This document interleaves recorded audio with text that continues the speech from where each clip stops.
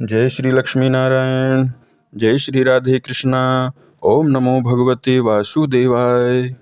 आज हम सुनेंगे माघ मास कथा के 19वें अध्याय की कथा। तो बोलिए श्री विष्णु भगवान की जय हो, बोलिए श्री माता महालक्ष्मी की जय हो। पार्वती देवी ने पूछा, हे महादेव जी, राजा सुयज्ञ कौन थे? उनका जन्म किस वंश में हुआ था? उन्हें ब्राह्मणों का शाप कैसे प्राप्त हुआ और किस तरह श्री राधिका जी की सेवा को वो पा सके, जो सर्वज्ञ श्री कृष्ण की पत्नी हैं और साक्षात श्री कृष्ण ने जिनका पूजन किया है, उन्हीं सर्वेश्वरी श्री राधा की सेवा का सौभाग्य एक मलमूत्रधारी मनुष्य को भला कैसे प्राप्त हुआ? जिनके चरणार बिंद की रज को पाने के लिए ब्रह्मा जी ने भी पूर्व काल में पुष्कर तीर्थ के भीतर 7,000 वर्ष तक तप किया, जिनका दर्शन पाना आपके लिए भी अत्यंत कठिन है, उन्हीं पुरातन महालक्ष्मी श्री राधिका देवी का दर्शन राजा सुयोग्य को कैसे मिला? वे मनुष्यों की दृष्टि पथ में कैसे आई? तीनों लोकों के सृष्टा ब्रह्मा जी ने राजा सुयज्ञ को श्री राधा कवच किस प्रकार प्रदान किया? उनके ध्यान पूजन विधि और स्तोत्र का उपदेश कैसे दिया? यह सब मुझे विस्तार से बताइए। तब श्री महादेव जी बोले, हे देवी, बड़े ध्यान से सुनिए। 14 मनुओं में जो सबसे प्रथम हैं, वे ब्रह्मा जी के पुत्र और तपस्वी कहे गए हैं। उन्होंने देवी शत्रुपा से विवाह किया। मनु और शत्रुपा के पुत्र उत्तानपाद हुए। उत्तानपाद के पुत्र केवल ध्रुव है। हे गिरजा नंदिनी, ध्रुव की कीर्ति तीनों लोकों में विख्यात है। ध्रुव के पुत्र उत्कल हुए हैं और जो भगवान नारायण के अनन्य भक्त थे। उन्होंने पुष्कर तीर्थ में 1000 राजसूय यज्ञ का अनुष्ठान किया। उस यज्ञ में सारे पात्र रत्नों के बने हुए थे। राजा ने बड़ी प्रसन्नता के साथ वे सब पात्र ब्राह्मणों को दान कर दिए। यज्ञांत महोत्सव में राजा ने बहुमूल्य वस्त्रों की हजारों राशियां, जो तेज पुंज से उदय होती थी, ब्राह्मणों को बांट दी। हे प्रिय, उस सुंदर यज्ञ को देखकर ब्रह्मा जी ने देव सभा में राजा उत्कल का नाम सुयज्ञ रख दिया। राजा सुयज्ञ अब रतन और सब प्रकार की संपत्तियों के दाता थे। वे प्रतिदिन प्रसन्नता पूर्वक उचित दक्षिणा के साथ ब्राह्मणों को 10-12 लाख गौएं दान में देते थे। उन गौवों के सींग रतन से मढ़े हुए थे और दुग्ध उत्पाद सामग्री भी रतन में होती थी। वे प्रतिदिन 6 करोड़ ब्राह्मणों को भोजन देते थे। उन्हें प्रतिदिन चूसने, चबाने, चाटने और पीने योग्य भोजन सामग्री देकर तृप्त करते थे। नित्य प्रतिदिन 1 लाख रसोइयों को भोजन दिया करते थे। पूजा, रोटी, चावल आदि अन्न, दाल और आदि व्यंजन दही के साथ परोसे जाते थे। उस भोजन सामग्री में मांस का अभाव होता था। ब्राह्मण लोग भोजन के समय मनु राजा सुयज्ञ की ही नहीं बल्कि उनके पितरों की भी स्तुति करते थे। हे देवी, यज्ञ के दिन में और उसकी समाप्ति के दिन कुल मिलाकर 36 लाख करोड़ ब्राह्मणों ने अत्यंत तृप्ति पूर्वक सुअन्न का भोजन किया था। सबको दक्षिणा में इतने रत्न दिए गए कि उन सबको अपने घर तक ढोकर ले जाना भी उनके लिए असंभव हो गया था। कुछ तो उन्होंने रास्ते में ही छोड़ दिया। ब्राह्मण भोजन के अंत में राजा ने ब्राह्मण तर को भी भोजन कराया। इस प्रकार यज्ञ करके महाबाहु राजा सुयज्ञ अपनी राजसभा में रमणीय सिंहासन पर बैठे थे। वह सिंहासन रतन आदि से निर्मित अनेकों रत्नों से सुशोभित था और उसे अच्छी तरह से सजाया गया था। वहां पर वसु, वासव, चंद्रमा, इंद्र, आदित्यगण, मुनिवर, नारद और बड़े बड़े देवता आदि भी विराजमान थे। इसी समय वहां पर एक ब्राह्मण आया, जो रूखा और मलिन वस्त्र पहने था। उसके कंठ, होठ और तालू सूखे थे। उसने मुस्कुराते हुए हाथ जोड़कर रतन सिंहासन पर बैठे राजा को आशीर्वाद दिया। राजा ने ब्राह्मण को प्रणाम तो किया, पर वे अपने स्थान से उठे नहीं। उस सभा के सभासद भी ब्राह्मण की ओर देखकर उठकर खड़े नहीं हुए। वे वहीं पर बैठे थोड़ा थोड़ा हंसते रहे। तब वह श्रेष्ठ ब्राह्मण मुनियों को, देवताओं को नमस्कार करके निरंकुश भाव से वहां पर खड़ा हो गया और क्रोधपूर्वक राजा को श्राप देते हुए बोला, ओ पामर, तू इस राज्य से दूर चला जा। श्रीहीन हो जा और शीघ्र ही गलित कोण से युक्त बुद्धिहीन और उपद्रव से ग्रस्त हो जा। ऐसा कहकर क्रोध से कांपता हुआ वह ब्राह्मण सभासदों को श्राप देने के लिए उद्यत हो गया। जो लोग वहां पर बैठकर हंस रहे थे सब के सब उठकर खड़े हो गए। उन सब ने अपने दोष का परिहार कर लिया तो उनकी ओर से ब्राह्मण का क्रोध जाता रहा। राजा ब्राह्मण को प्रणाम करके भय से कातर होकर रोने लगे।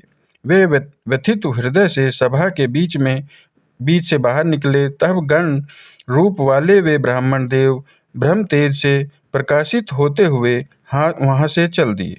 उनके पीछे पीछे भय से कातर होकर सभी ऋषि मुनि भी चले और बारंबार उच्च स्वर से पुकारने लगे, हे विप्र ठहरो, हे विप्र जरा रुक जाओ, ठहरो ठहरो। जो ऋषि मुनि उनके पीछे जा रहे थे उनमें प्रमुख थे पुलह ऋषि, पुलस ऋषि, प्रचेता ऋषि, भृगु ऋषि, कश्यप ऋषि, मरीचि ऋषि, वशिष्ठ ऋषि आदि। इन ऋषियों के अलावा और भी मुनि, पितृ, अग्नि, हरिप्रिया, दीपा और सभी देवता भी ब्राह्मण के पीछे पीछे जा रहे थे। हे देवी पार्वती, उन नीति विशारद मुनियों ने ब्राह्मण को समझाया, एक स्थान पर ठहराया और उनसे नीति की बातें कही।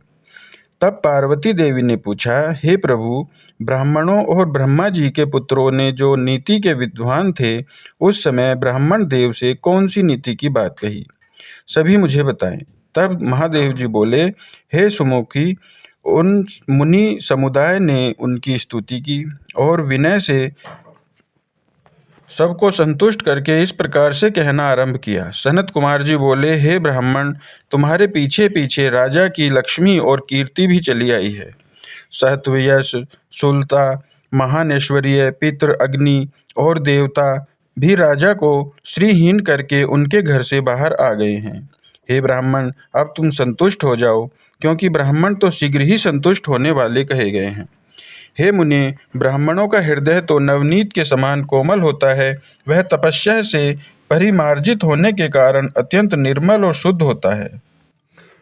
हे ब्राह्मण, अब क्षमा करो, आओ और राजभवन को पवित्र करो। जिसके घर से अतिथि निराश होकर लौट जाता है उसके घर से देवता, पितृ और अग्नि भी नहीं रहते। वे भी निराश होकर लौट ही जाते हैं, क्योंकि वहां पर अतिथि का सत्कार नहीं हुआ। हे ब्राह्मण, इसलिए क्षमा करो, आओ और राजभवन को शुद्ध कर दो। उलस जी बोले, जो घर पर आए हुए अतिथि को टेढ़ी आंखों से देखते हैं उन्हें अतिथि अपना पाप देकर और उनके पुण्य लेकर चला जाता है। अतः तुम राजा के दोष को क्षमा कर दो। हे वत्स, जहाँ तुम्हारी मौज हो जाओ। राजा अपने कर्म दोष से ही उठकर खड़े नहीं हुए, उनके उस दोष को तुम क्षमा कर दो। पुलस्त ऋषि ने कहा, जो क्षत्रिय और राजलक्ष्मी के मध्य से अथवा जो ब्राह्मण विद्या के मध्य से किसी ब्राह्मण का अपमान करता है वह क्षत्रिय श्रीहीन हो जाता है तथा वह ब्राह्मण त्रिकाल संध्या से शून्य हो जाता है। वे दोनों ही एकादशी व्रत और भगवान विष्णु के नैवेद्य से वंचित हो जाते हैं।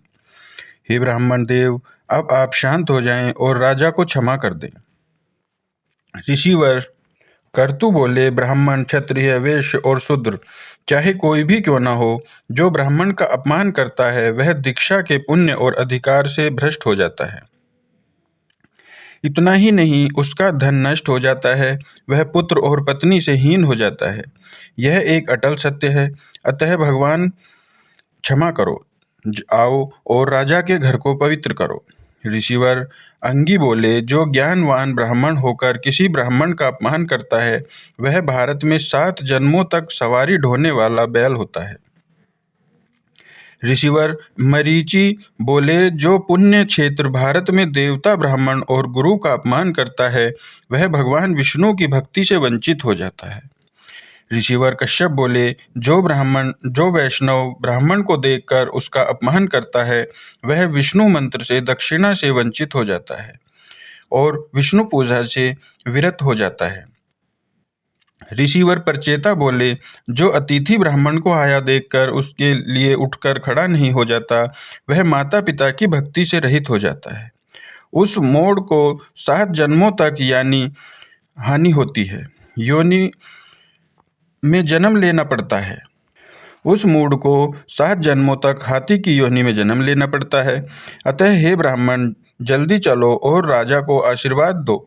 ऋषिवर दुर्वासा बोले, जो गुरु ब्राह्मण अथवा देवता की प्रतिमा को देखकर उसके सामने मस्तक नहीं झुकाता, वह इस पृथ्वी पर सूअर बनकर घूमता है।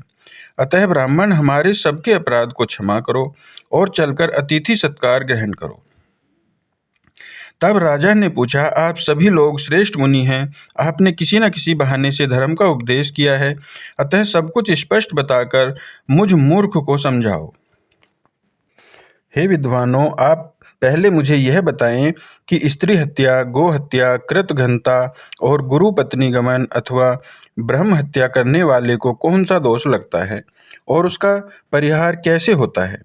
तब वशिष्ठ जी बोले, हे राजन, यदि स्वेच्छापूर्वक गोवध का पाप किया हो तो उसके प्रायश्चित के लिए मनुष्य 1 वर्ष तक तीर्थों में भ्रमण करता रहे। वह प्रतिदिन जौ की रोटी अथवा जौ की लपसी खाए, हाथ से ही जल पिए। पूरा वर्ष होने पर ब्राह्मणों को दक्षिणा सहित 100 अच्छी और दुधारू गो का दान करे। प्रायश्चित से पापहीन हो जाने पर भी मनुष्य संपूर्ण पाप से मुक्त नहीं होता। जो पाप शेष रह जाता है, उसी के पल से वह दुखी और चंडाल होता है। यदि अतिथि देशिक हत्या हुई हो अथवा साक्षात गोवध का न होकर उसके समान बताया गया है, कोई पाप कर्म बन गया हो तो उसमें साक्षात की हुई हत्या से आधा फल भोगना पड़ता है। अनुकल्प रूप प्रायश्चित से उस हत्या का पाप यद्यपि हीन हो जाता है, तथापि उससे पूर्णतः छुटकारा नहीं मिलता। शुक्र जी ने कहा कि स्त्री की हत्या करने पर निश्चय ही गो हत्या से दुगना पाप लगता है। स्त्री हत्यारा हजारों वर्षों तक कालसूत्र नाम के नरक में निवास करता है और उसके बाद वह महापाप मानव 7 जन्मों तक सुअर और 7 जन्मों तक सर्प होता है और उसी के बाद उसकी शुद्धि होती है। बृहस्पति जी बोले, स्त्री हत्या से भी दुगना पाप लगता है ब्रह्म हत्या से। ब्रह्म हत्यारा 1 लाख वर्षों तक निश्चय ही महाभयंकर कुंभी पार्क नरक में निवास करता है और उसके बाद उस महापाप को 100 वर्षों तक विष्ठा का कीड़ा होना पड़ता है। 7 जन्मों तक सर्प होकर वह उस पाप को शुद्ध हो पाता है। तब गौतम जी बोले, हे राजन, कृतघ्न को ब्रह्म हत्या से भी 4 गुना अधिक पाप लगता है। वेदों में अवश्य ही कृतघ्नों की शुद्धि के लिए कोई प्रायश्चित नहीं कहा गया। तब राजा ने पूछा, हे वेदाओं से श्रेष्ठ महर्षि, आप मुझे कृतघ्नों के लक्षण बताएं। कृतघ्नों के कितने भेद हैं और उनमें से किन्हें किस दोष की प्राप्ति होती है। तब मुनिवर बोले कि सामवेद में 16 प्रकार के कृतघ्नों का निरूपण किया गया है। वे सबके सब प्रत्येक दोष से प्रत्येक फल के भागी होते हैं। सत्कर्म, सत्य, पुण्य, स्वधर्म, तप, प्रतिज्ञा, दान, स्वयं गोष्ठी, परिपालक, गुरु देव कृत्य, काम कृत्य, दीपूजन, नित्य कृत्य, विश्वास और परधर्म और पर प्रदान, इसमें स्थित हुए मनुष्यों का जो वध करता है उसे पापी कृतघ्न कहा गया है। इनके लिए जो लोग हैं वे उस जन्म से भिन्न योनियों में उपलब्ध होते हैं। महर्षि कात्यायन ने कहा कि जो शपथ खाकर भी अपने सत्य को मिटा देता है, उसका पालन नहीं करता, वह अवश्य ही 4 युगों तक कालसूत्र नरक में निवास करता है। 7 जन्मों तक और उल्लू होकर उन्हें 7 जन्मों तक महारोगी रहना पड़ता है और इसी के बाद उसकी शुद्धि होती है। मार्कंडेय जी कहते हैं, हे राजा सुनो, शूद्र जात स्त्री के साथ समागम करने पर ब्राह्मण को जो दोष प्राप्त होता है उसका वर्णन वेदों में किया गया है, उसे भी बताता हूँ। जो ब्राह्मण शूद्र जात्री स्त्री के साथ संबंध स्थापित करता है वह कृतघ्नों में प्रधान है। उसे 14 इंद्र के स्थिति काल तक कर्मी दष्ट नाम के नरक में निवास करना पड़ता है। वहाँ वह ब्राह्मण कीड़े के काटने से व्याकुल रहता है। यमराज के दूत उसे प्रतिदिन तपाई हुई लोहे की प्रतिमा का आलिंगन कराते हैं और उसके बाद वह निश्चय ही व्यभिचारी स्त्री की योनि का कीड़ा होता है। इस अवस्था में 1000 वर्ष तक रहने के बाद वह शूद्र बनता है और उसके बाद उसकी शुद्धि हो पाती है। राजा बोले, हे मुनि, अन्य कृतघ्नों के कर्मों का फल भी बताएं। यह ब्राह्मण का श्राप मेरे लिए सालज्ञ है, क्योंकि इसी के कारण मुझे सत्संग का लाभ हुआ। फला विपत्ति में पड़े बिना किसे संपत्ति प्राप्त होती है। मैं धन्य हूँ, कृत्य हूँ, मेरा तो जीवन सफल हो गया, क्योंकि आज मेरे घर पर मुक्त मुनिगण और देवता पधारे हैं। राजा सुयज्ञ की बातें सुनकर अन्य मुनिगणों ने क्या कहा, यह हम अब आपको अगले अध्याय में सुनाएंगे। आज के अध्याय की कथा यहीं पर समाप्त होती है। तो बोलिए श्री भगवान विष्णु की जय हो, बोलिए श्री माता महालक्ष्मी की जय हो, बोलिए वृंदावन विहारी लाल की जय हो, बोलिए राधा रमन सरकार की जय हो। जय जय श्री राम।